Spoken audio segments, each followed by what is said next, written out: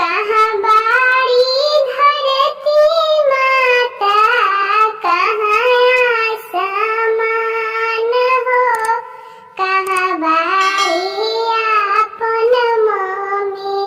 कर से चुमावन हो, कहाँ बाड़ी आपन मम्मी कर से चुमावन हो।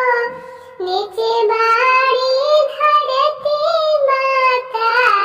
ऊपर आसमान हो, ए जे बाड़ी आपन मम्मी कर से चुमावन हो, ए जे बाड़ी आपन मम्मी कर से चुमावन हो। कहाँ बाड़ी धरती माता, कहाँ आसमान हो, कहाँ बाड़ी आपन चाची कर से चुमावन हो, कहाँ बाड़ी